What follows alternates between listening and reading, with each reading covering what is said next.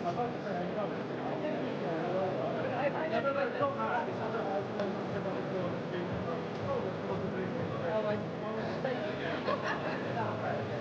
right about the arrow. That's the gesture. Well, I would never do that.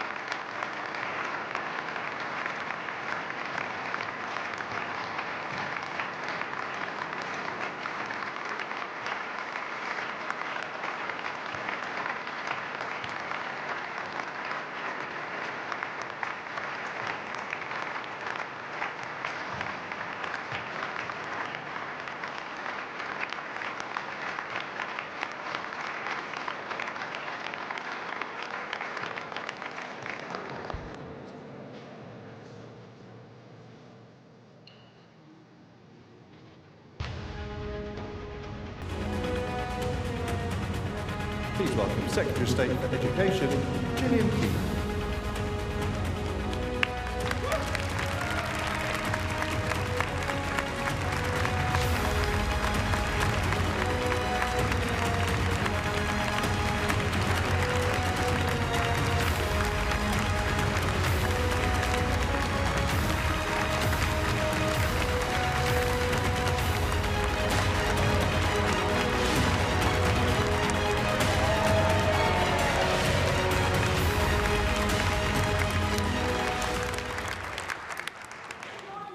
Welcome to Silverstone.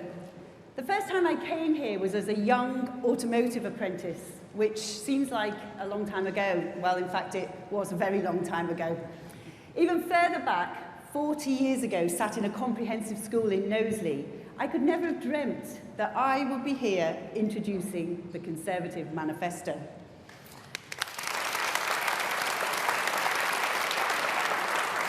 Now, my story isn't a stereotypical one for a Conservative cabinet minister.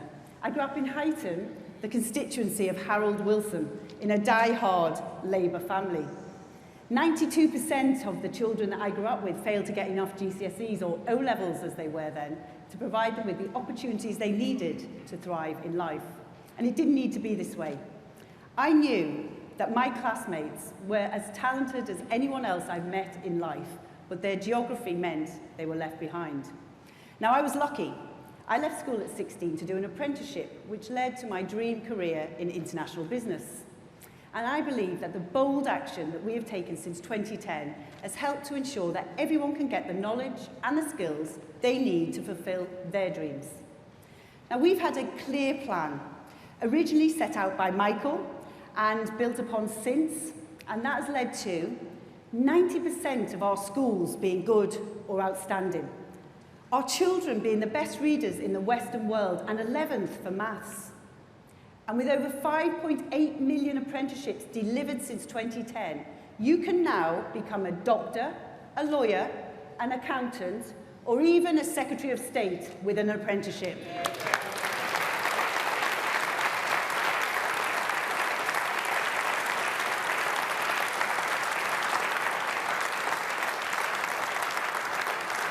And the Prime Minister's bold action to end poor quality degrees, expand apprenticeships further and bring in the advanced British standard will help deliver our central goal in education, giving young people the best chance in life.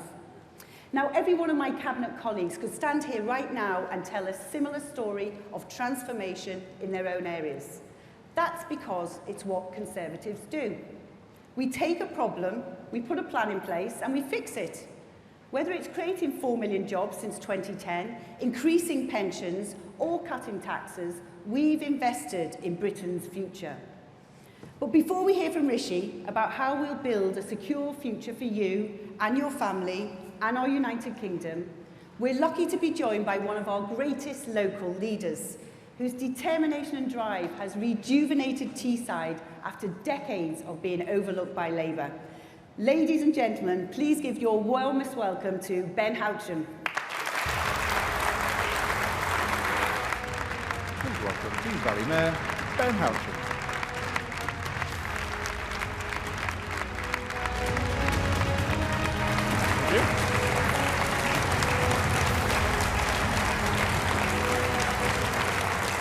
Thank you.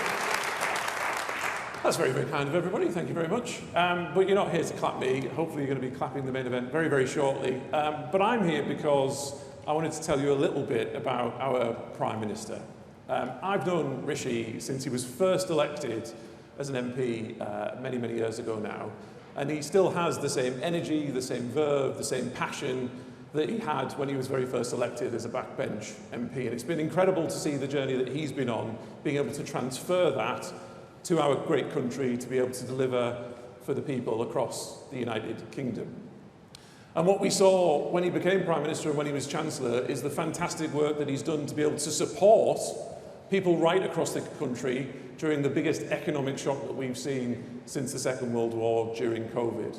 This was a man who absolutely cares about this country. He cares about every single person across our great nation, and he put in place bounce back loans, furlough, support for businesses, and he steered the ship through the country's most difficult time for generations. That could not have been done, in my opinion, by anybody else. That took a man of detail, of attention, of hard work, and I absolutely thank him for all the work that he did to support people in my area across Teesside, Darlington and Hartlepool. But what I've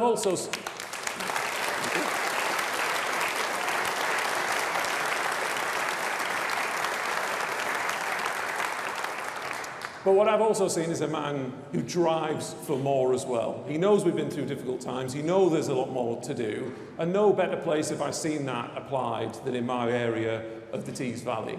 When I was first elected in 2017, Teesside, Darlington, Hartlepool were places that were never mentioned in the media, they were never mentioned in Parliament, and that was because we had wall-to-wall Labour councils, we had wall-to-wall Labour MPs, and they turned up every now and again when they wanted their picture taken because they had no real care for the local area, because they took it for granted. It had been Labour since the war, left, right and centre, and they got complacent. And thankfully, we were able to build a message, we were able to build a positive vision for our region, and a key part of that whole vision for being able to deliver it was the Prime Minister. The plans that we've delivered over the last 7 years have helped to start to transform my region.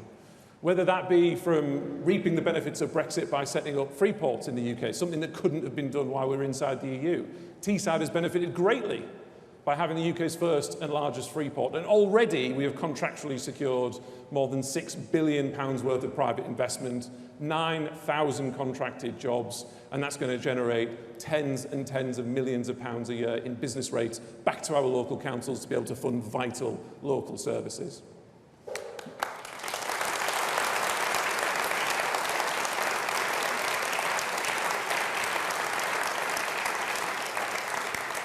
Something that would not have been delivered under a Labour Party, in particular under Keir Starmer, who fought for a second referendum at every single opportunity, trying to ignore the will of the people. That is what a Conservative government delivers. That is what a Rishi Sunak Conservative government delivers.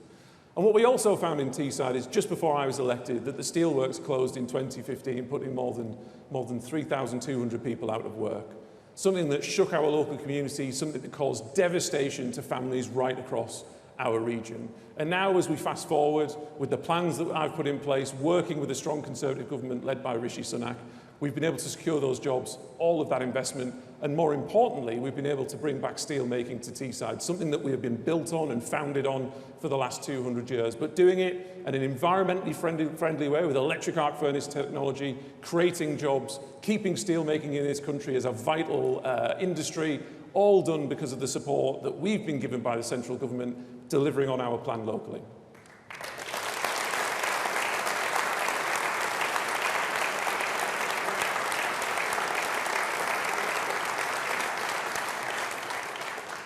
And this is a Conservative government that cares about manufacturing, it cares about the regions, because when you look at free ports, for instance, those free ports, not just in Teesside but across the country, are located in the bottom quarter percentile of local authority areas when it comes to levels of deprivation and poverty. That is free market policy, delivering for all four corners of our country, delivering real levelling up. But it doesn't stop there when it comes to Rishi's interventions in Teesside.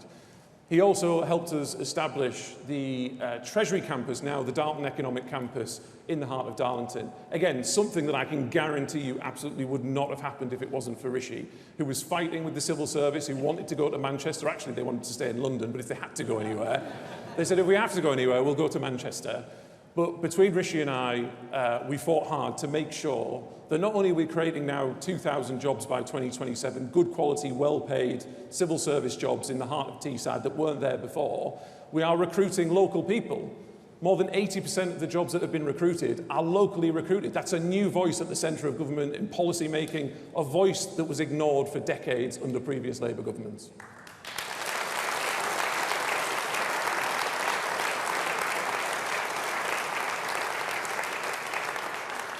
And again, what was the alternative? Indeed, the Leader of the Opposition stood up in Parliament and actually said that bringing the Treasury and creating all of these jobs in Darlington, giving the regions a voice, wasn't levelling up, it was levelling down. It was giving up, that's what he said. That's what you will get with a Labour government. No aspiration, no positivity and no plan for our future. None whatsoever.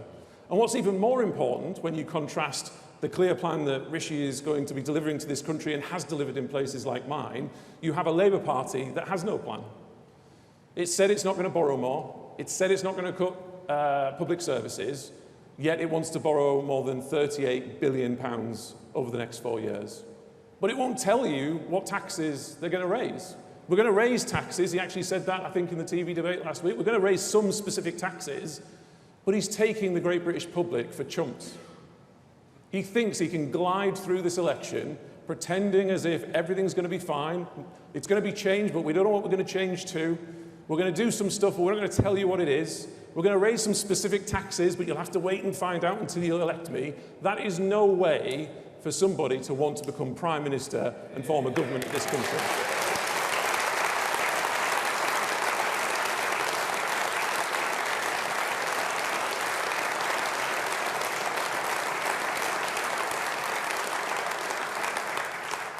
And so you'll be hearing very shortly from the Prime Minister, but you have the fact that this Prime Minister delivers. He delivered for people during the COVID crisis. He's delivered for people during the cost of living crisis over the last few years in relation to helping people manage people's energy bills. And he's delivered for places like Teesside. And so this manifesto is an extension of that. This is a further manifestation of how the Conservative government, led by Rishi Sunak, will transform and continue to improve the lives of people across our great nation for the next Parliament. This is a man who, when he puts a plan together, he goes into the detail, he delivers it, and he makes sure he delivers it. He doesn't stop halfway. This is a man, as I said, he works hard, he cares. I've never seen anybody as attentive and wanting to get things done as this Prime Minister. And this is the man that can deliver, because the alternative just doesn't bear thinking about. So please, back our Prime Minister. Make sure we return a Conservative government, because the alternative will be absolutely Armageddon. Raise taxes, jobs lost, and an absolutely catastrophic future for our country. So before I introduce the Prime Minister, there is going to be a short video. Thank you.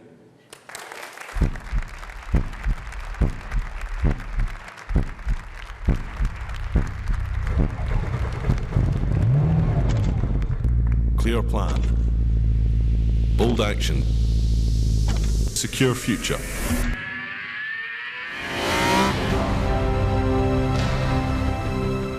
We're working for a Britain where we have renewed confidence in ourselves and our communities. A country where hard work will be met with fair rewards and where the opportunities enjoyed by the previous generations will be there for future ones. A country where our defence and our security is assured. So let's take that message and that vision of a secure future to every corner of our United Kingdom, and let's show Labour that the British people will never be taken for granted.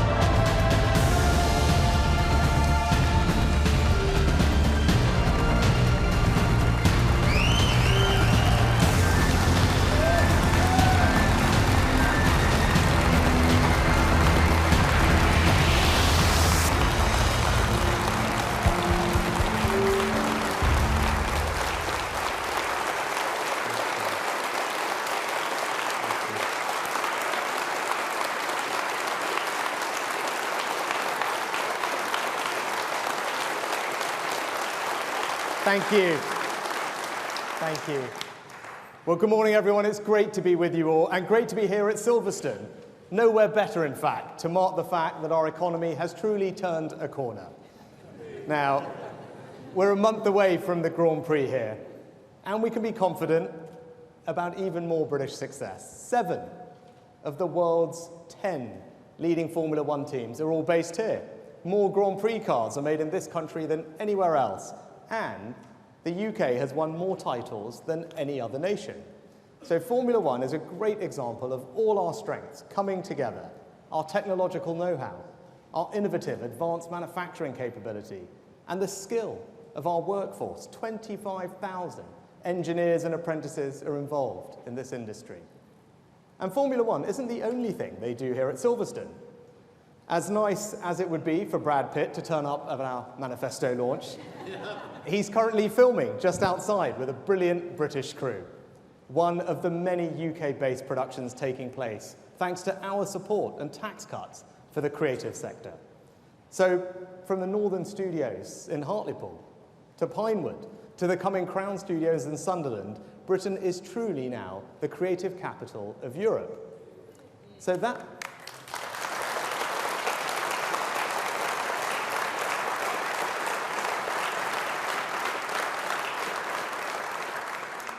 just thinking about that, the fact that we can lead the world in such competitive fields should make us all enormously proud of our country, but crucially optimistic about our future, because we Brits can outcompete the best in the world.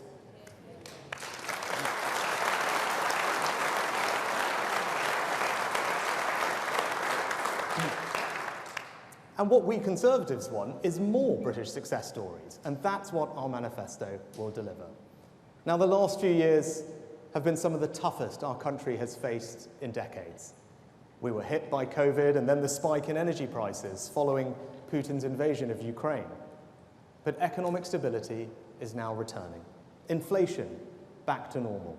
Real wages been rising for almost a year now, and the economy growing healthily again. So the question now is, who is best to turn that foundation into a secure future for you, your family, and our country? Now, this manifesto is our clear plan for the United Kingdom. It's about the bold actions that we will take to deliver that secure future. And we Conservatives know that security is essential for success. And that's why we're raising defence investment to 2.5% of GDP by 2030 to deal with the increasingly uncertain world that we live in. This is the biggest sustained increase in the defence budget since the end of the Cold War, and one that Keir Starmer will not match. Labour would rather keep the civil service at its bloated, pandemic level rather than give our armed forces the equipment they need. And when there is a war in Europe, turmoil in the Middle East, China flexing its muscles in the South China Sea, we are in a world of increasing threats, and we must show our enemies that this country, with our allies, will stand strong. Now, this axis of authoritarian states, Russia, China, Iran, North Korea, must know that their attempts to destabilize our world will simply not succeed. Now is the time for bold action, not an uncertain Keir Starmer as our Prime Minister.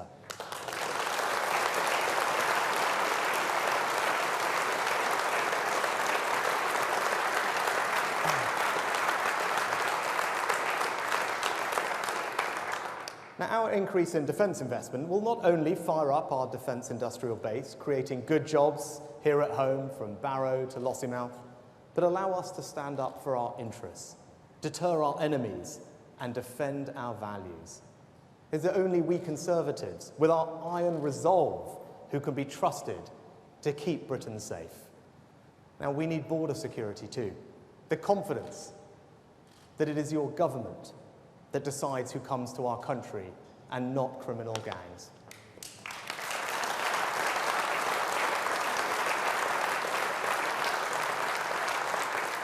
And that is why if you vote Conservative on July the 4th, the flights removing illegal migrants will depart in July, establishing the deterrent that will stop the boats. Because when people know that if they try to come here illegally, they won't get to stay, then they will stop coming.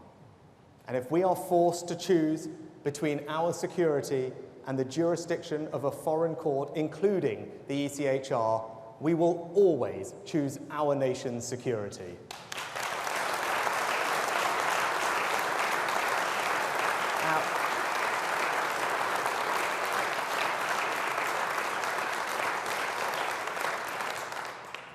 But Labour have no answer to this question. As you saw the other week, Keir Starmer simply can't tell you what he would do with people who come here illegally because he doesn't believe it's a problem. Now, with Brexit, we took control of our borders, but migration has been too high in recent years, and we have a clear plan to reduce it. Last year, we announced changes which mean 300,000 people who were previously eligible to come here now can't. And we will introduce a migration cap that means Parliament, your elected representatives, will vote on how many people should be able to come here every year. Our plan is clear.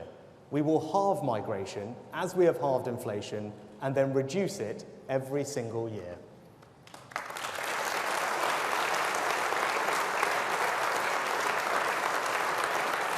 Now, we don't just need military and border security. As Putin's invasion of Ukraine has shown, we need energy security too.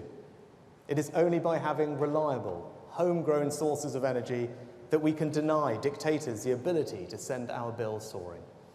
So in our approach to energy policy, we will put security and your family finances ahead of unaffordable eco-zealotry. Unlike Labour, we don't believe that we will achieve energy security via a state-controlled energy company that doesn't in fact produce any energy. That will only increase costs. And as Penny put it well on Friday, there's only one thing that the GB in Starmer and Miliband's GB Energy stands for, and that's giant bills.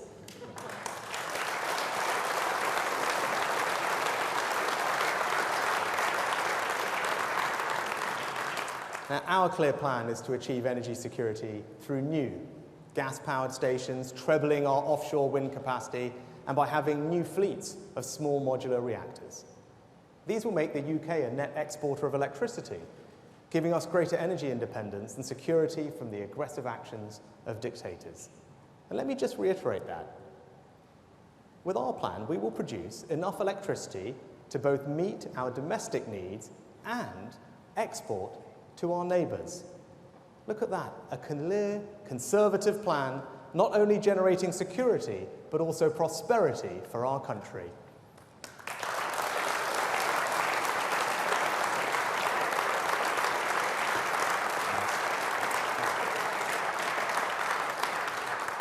And we Conservatives also have a plan to give you financial security. We will enable working people to keep more of the money that you earn, because you have earned it and have the right to choose what you spend it on. Now, Keir Starmer takes a very different view. He says he's a socialist. And we all know what socialists do, don't we? They take more of your money because they think it belongs to them. Now, I know Labour have been taking inspiration from one of Brad Pitt's most famous films. The first rule of Labour tax rises is that you don't talk about tax rises. But we know that the policies Labour have already announced will require them to increase taxes on working households by £2,094. My friends, families cannot afford that, and it is our job to make sure that that doesn't happen.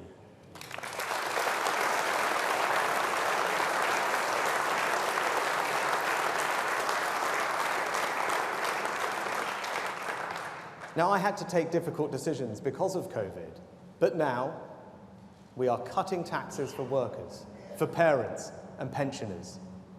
And we are the party of Margaret Thatcher and Nigel Lawson, a party, unlike Labour, that believes in sound money.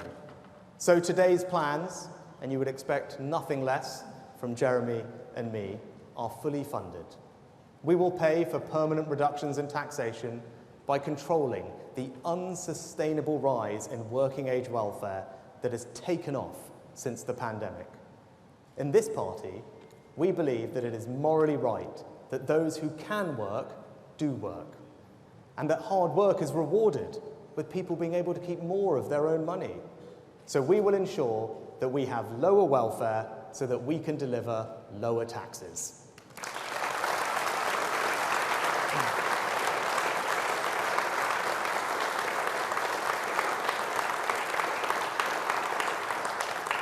And as Conservatives, we believe that hard work shouldn't be taxed twice. That's unfair. That's why Jeremy has been cutting national insurance contributions that only workers are forced to pay. Our national insurance tax cuts are already worth £900 to the average worker. And we will keep cutting taxes in the coming years, meaning that by 2027, we will have halved national insurance to 6%. That is a tax cut, my friends, worth £1,300 to the average worker.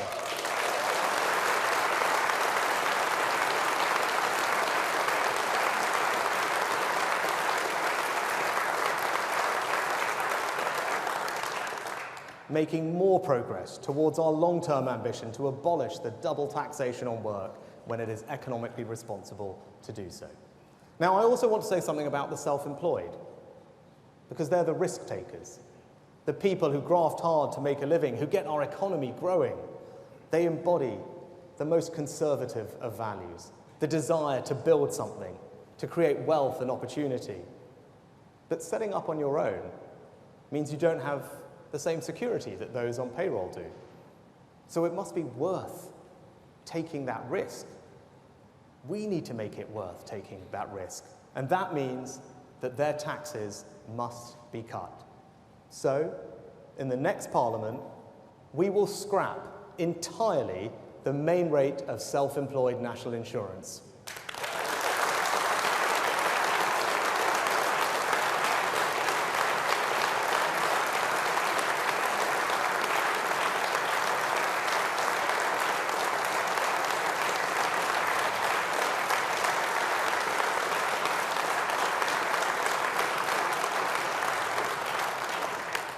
A tax abolished and enterprise encouraged. We want to encourage more people to become entrepreneurs, to set up their own businesses, to try and make something of it. So we will abolish that tax for millions of our hardest workers and create a new culture of enterprise in our country. We Conservatives want a Britain where setting up a business is as natural as taking a job. So we will do more for the self-employed so that they can do more for Britain.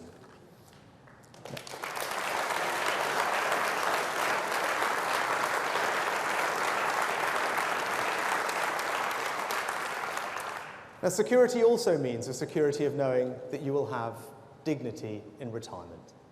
So we will also cut tax for pensioners with the new Triple Lock Plus, ensuring that the state pension is never dragged into income tax. Labour, by contrast, would introduce a retirement tax, meaning that for those who rely entirely on the new state pension, they would be caught by income tax for the first time in our country's history. And we know Labour's record. From the 75p state pension increase to Gordon Brown's £118 billion tax raid on private pensions, it is clear your pension simply isn't safe with the Labour Party.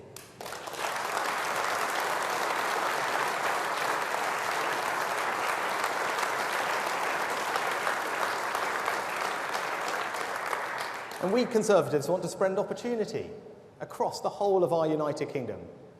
We don't want you to leave the place that you call home to succeed. And ultimately, that is a test of levelling up. So we will give our young people the skills and opportunities they need to succeed in today's world. We won't cling to outdated ideas, such as the belief that the only route to success is through university. So we will curb funding to rip off degrees and use it to fund 100,000 new high-quality apprenticeships.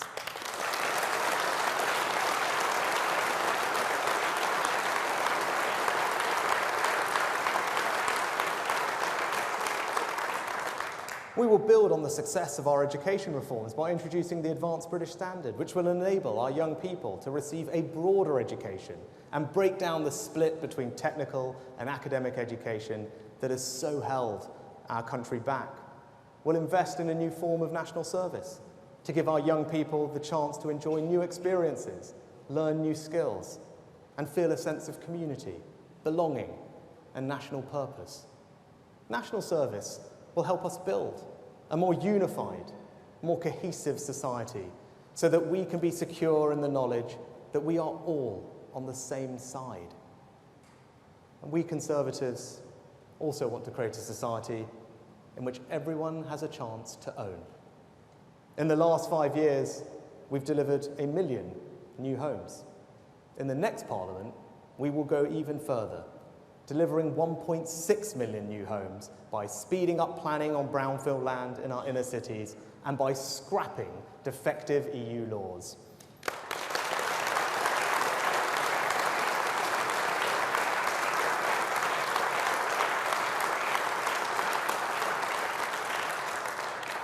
And we will go further, because we Conservatives believe in tax cuts. So, for young families, for the first-time buyers purchasing a home up to £425,000, we will abolish stamp duty entirely.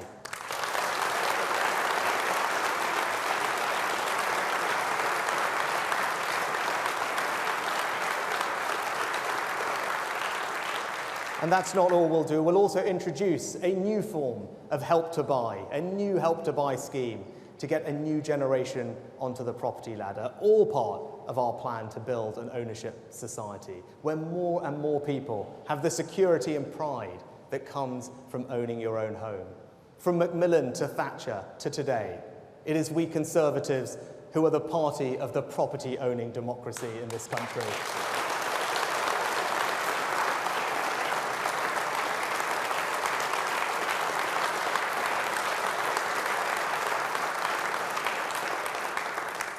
In fact, we want to make life easier for people at every stage of their lives. So we'll also give working parents 30 hours of free childcare a week from when their child is 9 months to when they start school. We'll make child benefit fairer and simpler by moving to a household system that no longer penalises single-earner households and ensuring that any family that earns less than £120,000 a year will receive it. That tax cut is worth, on average, £1,500 to 700,000 families, showing, once again, it is we Conservatives that are the party of the family, and we will always champion them.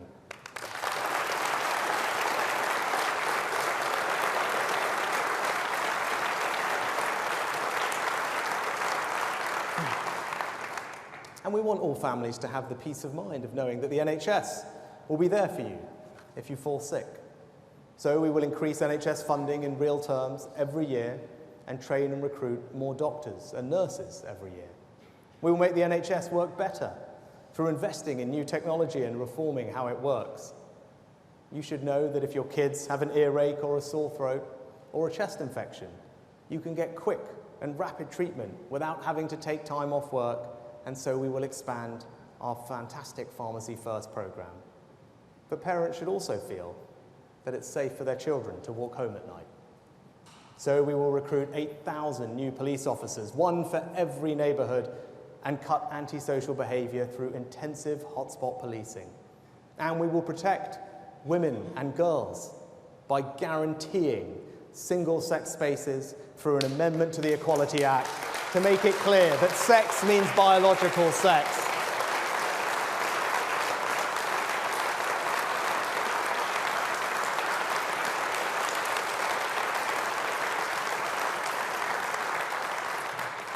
Now, Labour like to talk the country down.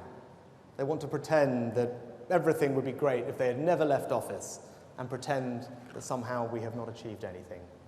But that's just simply not right. Remember the note that said there's no money left? When Labour left office in 2010, unemployment was higher than when they came into government.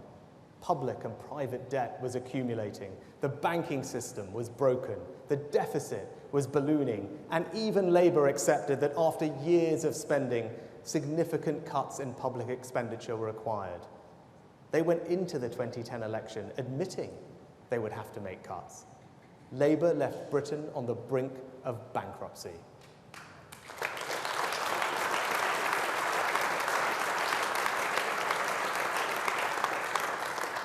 worse. The money that Labour had put into public service had not been accompanied by sufficient reform. Labour's welfare system was more about disguising how many people were out of work than actually getting people back into employment. And for all the money that Labour had put into education, our schools were falling down international league tables. And almost half of Labour's increase in the NHS budget had been swallowed up by higher pay and more bureaucracy. And despite that awful inheritance, we've delivered the third highest rate of economic growth in the G7, created 4 million jobs, 800 a day. With Kemi using our Brexit freedoms to open up new markets, we have now overtaken France, the Netherlands and Japan to become the 4th biggest exporter in the world. And we Conservatives under David took the difficult decisions to repair the public finances and control the national debt. And that meant that when COVID hit, we could support people and businesses with furlough, deliver the fastest vaccine rollout in the world, and provide record funding to the NHS. We reformed welfare by capping benefits and introducing universal credit. Ian's reforms mean that now work always pays. We've reduced absolute poverty. We've reduced child poverty. We've reduced pensioner poverty. We've cut carbon emissions by a third, maintained our position as NATO's second biggest defence power, and Boris and Ben and Grant put the country at the forefront of defending Ukraine against Russian aggression because Britain will always stand up to tyrants.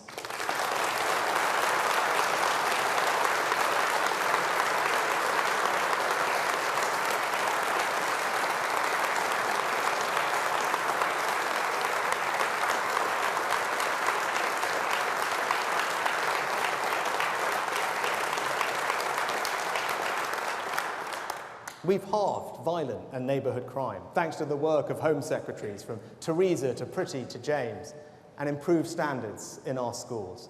Thanks to Michael's reforms and a generation of inspiring teachers, English school children are not just the best readers in the United Kingdom, they're the best in the Western world.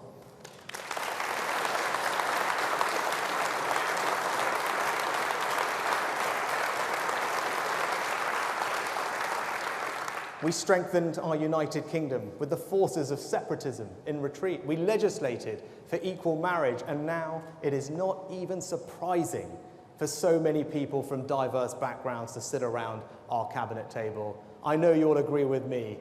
We may not have got everything perfectly right, but that is a record I am mighty proud of.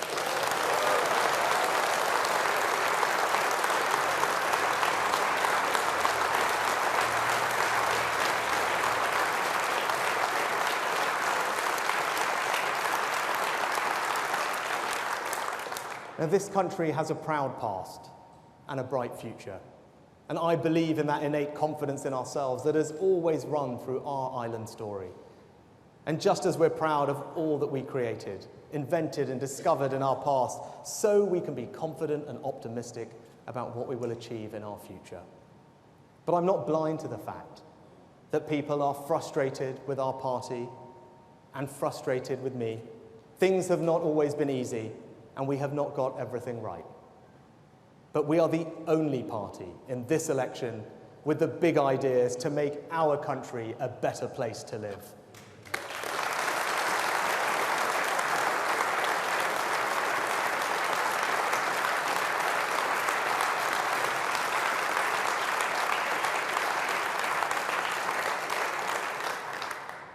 Labour offer no solutions to our problems. They would only make them worse. And all a vote for reform or the Liberal Democrats does is allow Labour to do whatever they want to our country. Do not forget that Keir Starmer is asking you to hand him a blank cheque when he hasn't said what he'll buy with it or how much it's going to cost you. Just think about what Labour would mean. Higher taxes for every working household. Can you afford £2,000 more in taxes? French-style labour laws that will lead to higher unemployment and more strikes, a ballooning welfare bill, higher immigration, and more net zero costs. Their policies will mean, as they let slip this weekend, bigger class sizes because of their desire to slap VAT on school fees. Labour would cave into the demands of the public sector unions, putting up your taxes to meet the unions' extortionate demands. And Keir Starmer will also use that blank cheque to change the rules of the game to his benefit, giving 16-year-olds the vote, not because he believes they are adults. He doesn't want them to serve on a jury or do any of the other things that adults do, but because he thinks they'll vote for him and that will make it harder to remove him from power. If Labour win this time, they'll change the rules so that they are in power for a very long time. So if you don't know what Labour will do, don't vote for it. If you're concerned about what Starmer isn't telling you, don't vote for him. And if you're worried about what Labour's £2,094 of tax rises would mean for your family's financial security, don't vote for them.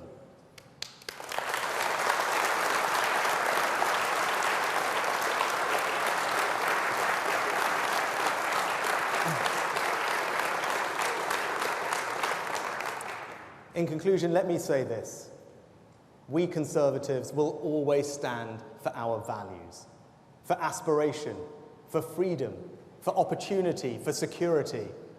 Your Conservative MP will deliver lower taxes, lower immigration, protected pensions, and a sensible approach to net zero.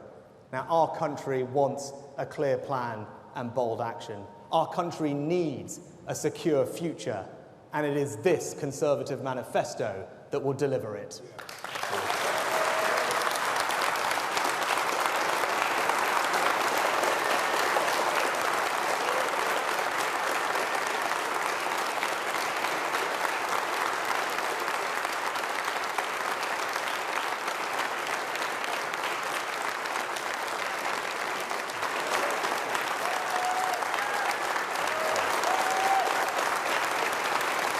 Thank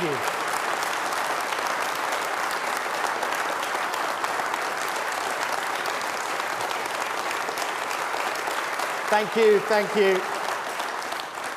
Right, we've got lots of questions from the media to come, so the fun hasn't stopped. Here we go. Let's start with GB News.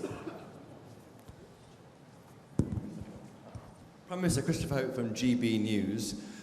You stand in front of a slogan saying clear plan, bold action, secure future. Well, why not be bold and commit to pulling out of the ECHR if it keeps stopping the small boats?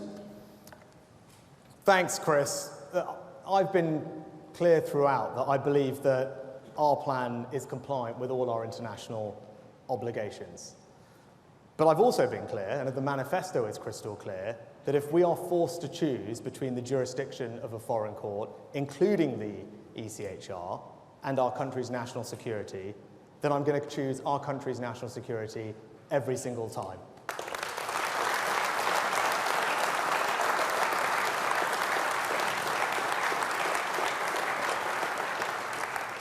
Next, we go to the FT.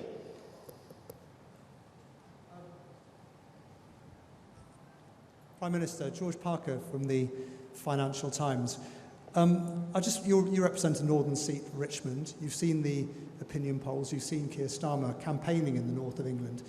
Do you reflect on the last 5 years and consider you may have let down the areas you promised to level up, and whether indeed there's a reckoning coming? George, I don't know if you were here before, but I don't know if you heard the speech from the Conservative Mayor of Teesside, who was right here.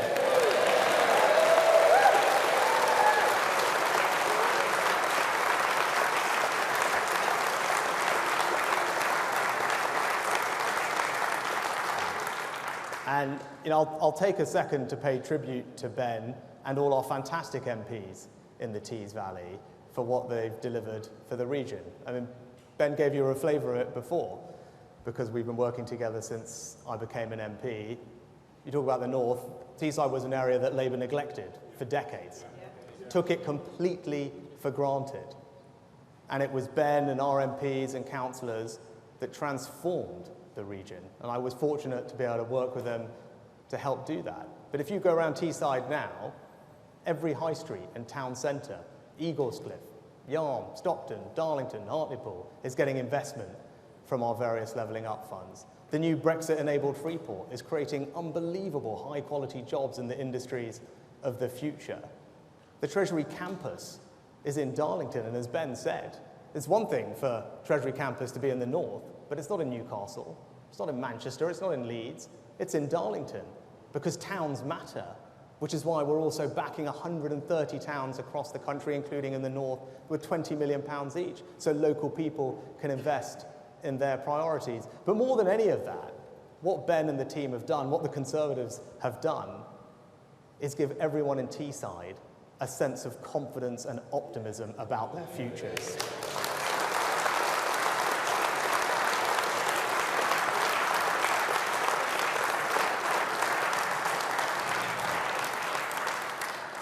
Next, we go to the BBC.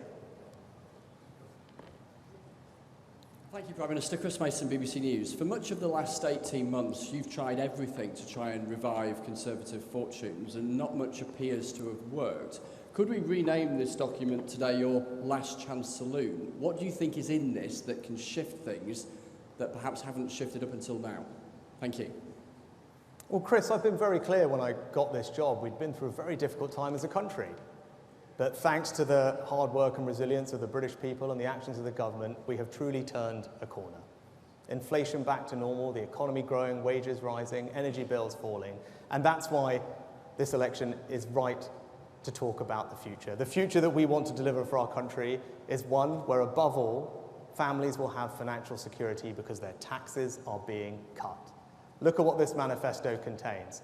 A tax cut for everyone in work as we halve the rate of national insurance. A tax cut for the self-employed, abolishing the rate of self-employed national insurance in the next Parliament.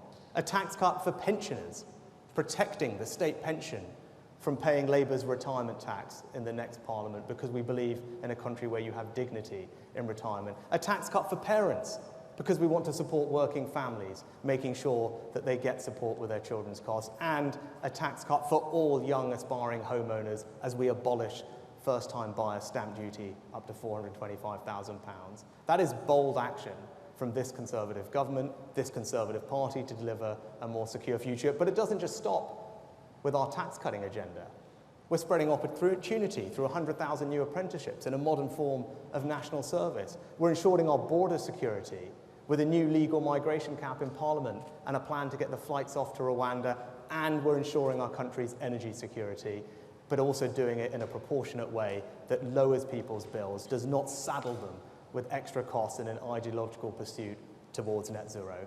That is the offer in this manifesto, and there is a clear choice at this election.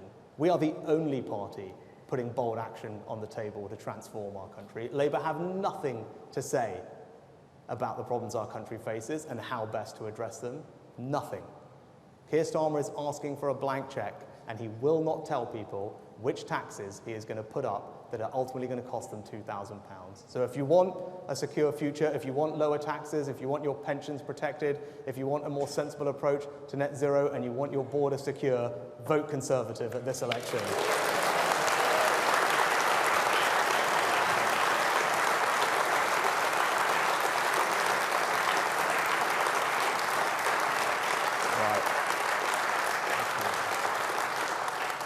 Next, Times Radio. Kay McCann, Times Radio.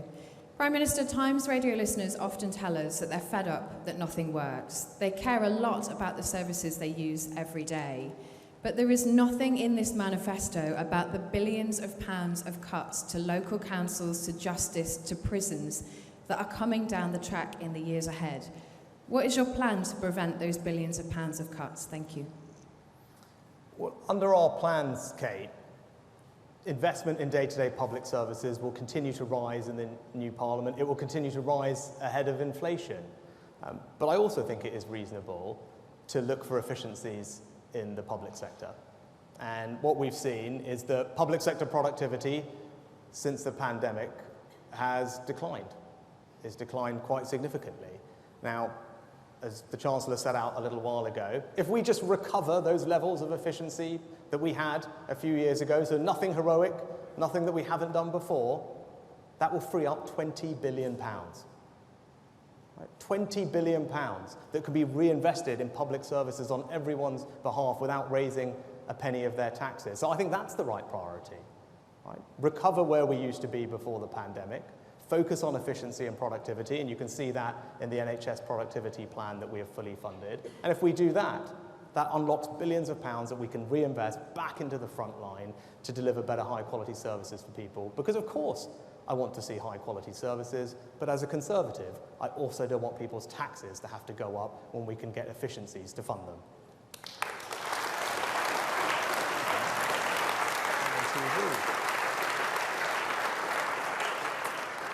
ITV. Prime Minister, Tories in government since 2010 have been pushing up the tax burden, the share of national income taken by tax to levels we haven't seen since the late 1940s.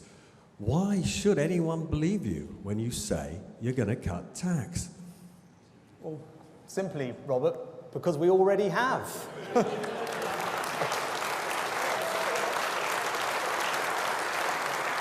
Look, but I'm upfront with people. I did have to take difficult decisions after COVID. That was the right thing to do. Because when I was Chancellor, I thought the right thing to do was to support our country through COVID. Whether it was supporting the NHS, whether it was a furlough scheme. And when the energy crisis in Europe hit, the right thing to do was to help everyone with their energy bills. Those things don't come for free, and I think everyone watching knows that those things don't come for free. And you don't build our country's long-term financial security by shying away from difficult decisions like that. That's not the type of leader I am. So I did make those difficult decisions. But now that our plan has worked, inflation is down, wages are rising, the economy's growing, we have started cutting people's taxes. This year, everyone in work is getting a £900 tax cut on average, thanks to what Jeremy has done. And we're cutting taxes for businesses, making this the most attractive country in the world for businesses to invest. Something that hundreds of our leading businesses describe as the single most transformational thing that we could do for growth and productivity in our country. Delivered it. So yes, people can trust me when I say we're going to keep cutting their taxes. One, because we've set out a very clear plan to pay for it, because I think the welfare bill is growing at an unsustainable rate, and there is an opportunity, again, just to reverse some of the damage that COVID has done to free up an enormous amount of savings that we can reinvest in tax cuts, but also because that's the type of country I believe in. And that's why people can trust me. I believe in a country where hard work is rewarded. That's why I want to cut people's tax when they're working hard. I believe in a country that encourages entrepreneurship and risk-taking and small businesses, which is why I want to cut taxes for the self-employed. I believe everyone should have the ability to own their own home. So I want to cut taxes on stamp duty. I believe if you worked hard all your life, you should have dignity and security in retirement, which is why we want to cut taxes for pensioners. And there is nothing more precious in life than my family. And I'm sure that's the same for everyone in this room, which is why we want to support families and we want to cut tax for them too. That's why you can trust me.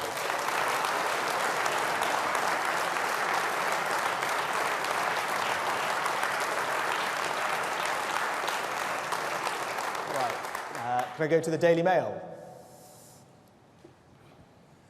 Thanks, PM. Jason Gross from the Daily Mail. You're targeting the self-employed here. Do you think White Van Man can swing this election for you? And on the wider picture, there's a lot to say in here about tax, but unless I've missed it, nothing about the overall burden. Can you today guarantee us that if you get in, overall taxes will be lower by the time you've finished? Yeah. Jason, because of the measures that are announced in the manifesto, and you can see the document afterwards, the tax burden will be about 1 percentage point lower in every single year compared to the forecast that you saw at the spring budget a couple of months ago that Jeremy outlined. And you talked about a particular group. I do think there is something that is special about those who are self-employed. Now, I come from a small business family myself, but those people who are setting out on their own, taking that risk, do something that's incredibly brave, right? And our economy is built on people like that. They don't have the security of knowing that the paycheck's coming at the end of every month. They're out there working incredibly hard to provide a better life for them and their families, hoping that they can start like that and grow something bigger. And I think that is enormously brave. And they deserve all our admiration, but they also deserve our support. And that's why we want to take the bold action to abolish the main rate of self-employment national insurance in the next Parliament, demonstrating not just that we want people to have financial security, but demonstrating our values and the type of economy and society that we want to build.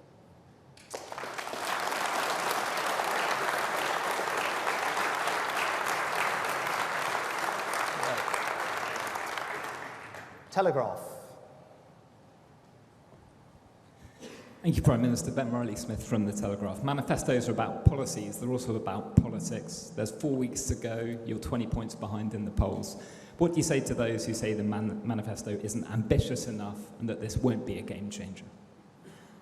Well, Ben, just to repeat what I said before, right, the tax cuts that I went through, tax cut for everyone in work that will be worth £1,300 in the next Parliament as we halve national insurance.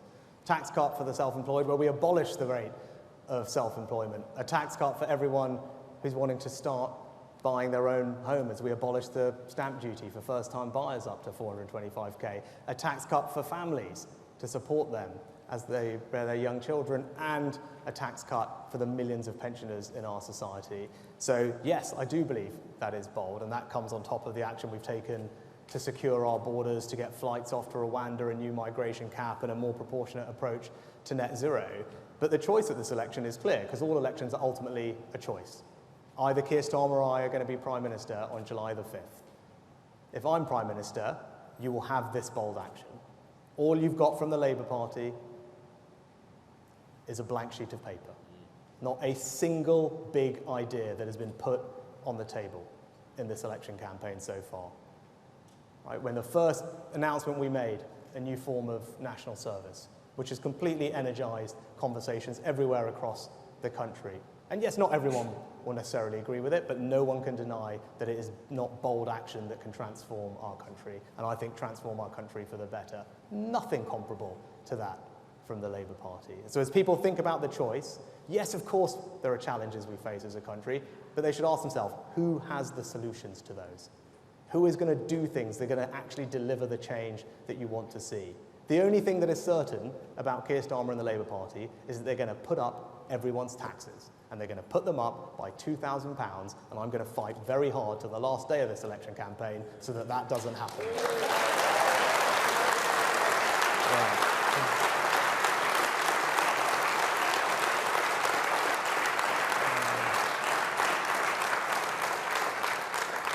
Okay, Sky News.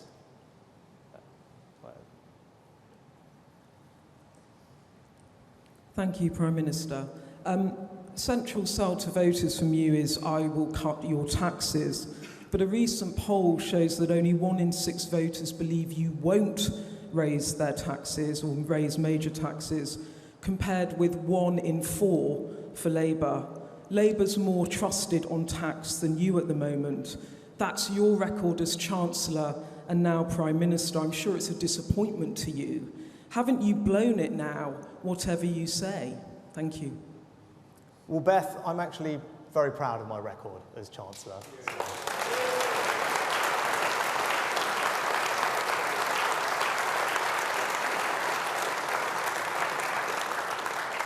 Because when I'd had that job 3-4 weeks and a pandemic struck this country, I saw that it was right to do something radical, to do something bold, because that was what was required to help get the country through it, and we delivered on that. Those are my values, those are the values of our party, and we will always be there to protect this country through difficult times. But we're also a responsible party. We're also a party that's not afraid to take decisions that are in the country's long-term interests, even if they're difficult. You saw that with me when I said, yep, we did all these things, but we do need to also pay these things back and secure our children's financial futures. And you saw that with me a couple of summers ago, where I made the same argument again, that it wasn't right then to start cutting taxes until we had tamed inflation, and now that we have, I've delivered on that. So I'm not afraid to do things that are difficult. The only poll that matters is the poll on July 4th, and I'm very confident as we approach that date, the choice will become increasingly clear for people. There is only one party that will continue to cut your taxes after July 4th, and it's the Conservative Party, and there's one party that's going to put them up, and it's the Labour Party, and that choice will be crystal clear.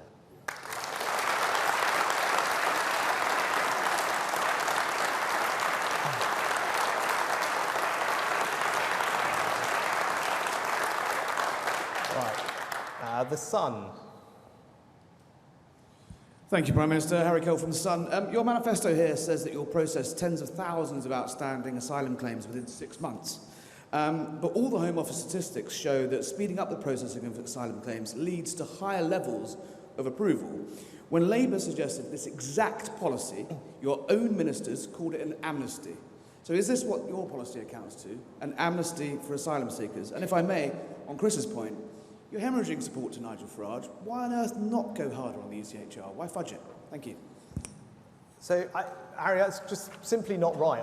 Last year, thanks to the improvements we've made, we processed more claims than at any point in the last 2 decades, right? And that has actually helped us release over 100, maybe 150 hotels now back to local communities for normal use. And actually the grant rate, you talk about the grant rate was down last year. It was down.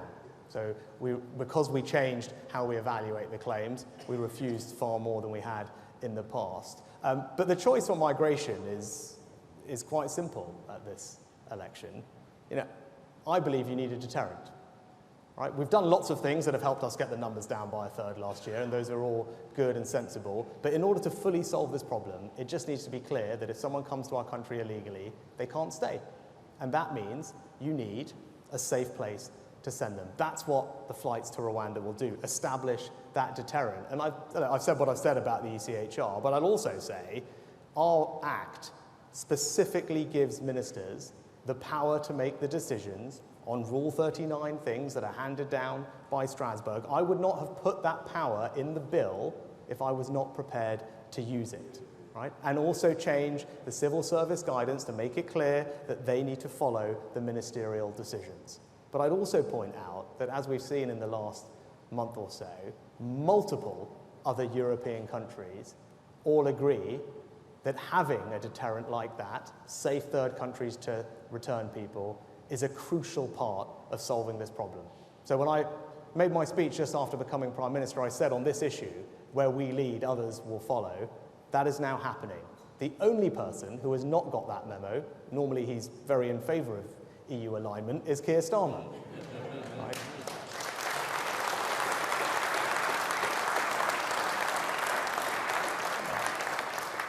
Right, could go to the Express. Thanks, Prime Minister. Steph Spiro from the Daily Express.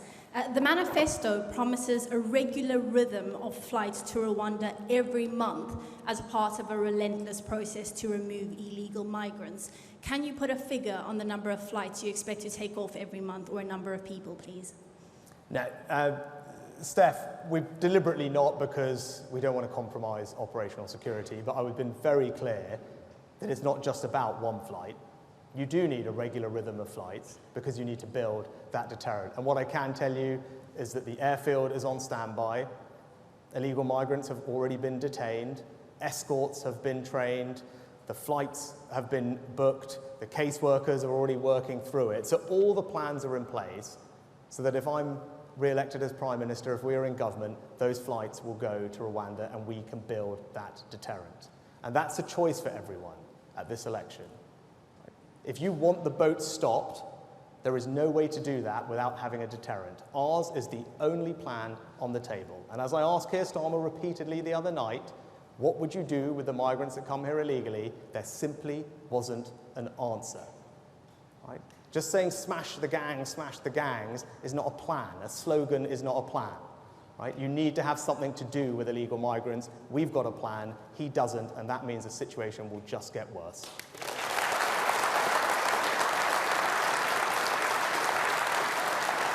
Right.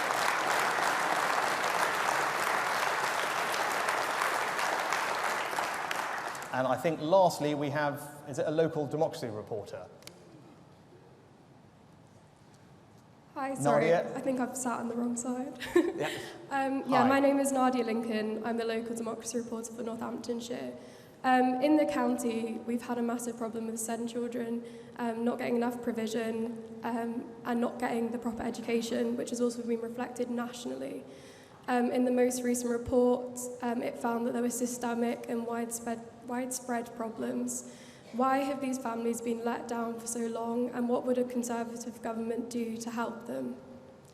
Thanks, Nadia, and we want to make sure that children everywhere and regardless of their backgrounds get all the support and the opportunities they need to live fulfilling and thriving lives. When it comes to SEND in particular, we've raised the funding by about 60% overall over this Parliament. I don't have the figures off the top of my head for Northamptonshire, but what we talked about in the manifesto is to open many more SEND-free schools, which is in the manifesto and funded, because we know that provision needs to increase, and the manifesto makes specific provision for that, because as I said, this is about making sure children, no matter where they grow up in our society, have all the opportunities to be supported and to thrive, and that will always happen under a Conservative government. Good, thank you very, very much.